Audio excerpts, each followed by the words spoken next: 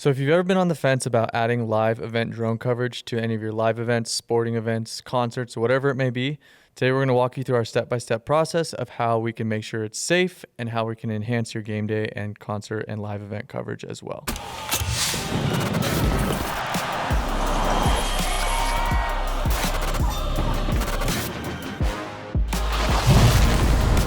So the first thing we want to do is we want to make sure all flights are safe.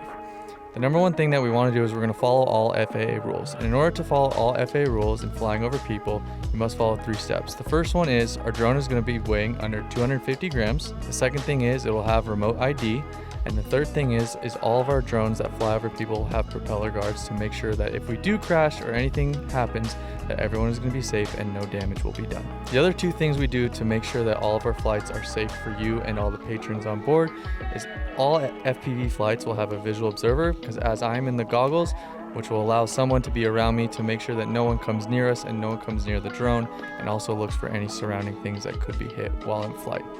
And then the last step in order to make sure everything is safe is we have drone insurance, and that not only are we covered, but we will also COI any venue, team, or anyone else that is a part of the flight to make sure everyone is covered by our drones and any possible risks that happen. To make our footage look better and make sure everything is safe as well, for most big events, we want to get there a day early to not only go over our flight plans, but to also show you guys the drone and to walk through the process of how we're going to film, how we're going to make things safe, and go through our flight plans from start to finish so that everyone is on board with the same ideas and all the risks are involved. So through this process, we will come there, we will do a bunch of test flights, we will find the best place for the best signal, and we will also test everything within the building to make sure that there is no loss of signal, there is no hanging wires, there is no loose objects, and there's nothing that we could hit, so we can ensure the safety for everyone inside the venue at all times. When it comes to the day of the event, we will arrive early to all shootings, all events, and we will also do more testing as well.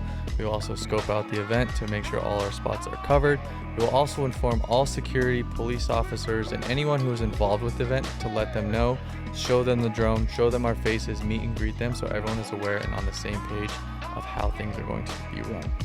Regarding the events as well, we are also commonly using headsets, and we're going to be on headsets with any production teams so we can communicate with the teams of when the drone will be in the air and when we will be landing. Something that is an added on bonus to everything we do, not only can the drones use post-production, but they can also be used as live production, as we can hook up our drones through an HDMI cable to whatever feed, whether that be the video boards inside the arena or stadium, or we can be hooked up to the TV production truck so they can be shown, whether it's on a live production on a website or whether it's on a TV network that is being viewed by fans all over the world. And then once it's in there, then we're able to take it, stabilize it in post, because we film everything in an 8x7 format. So now it's an 8x7 format, we can put it vertically and horizontally for social media, YouTube, LinkedIn, whatever people want it for.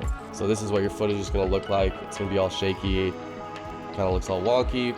What we do is we take it, we stabilize it in post. Nothing stable on the camera. I know you can stabilize with a GoPro, but we're gonna leave it unstable.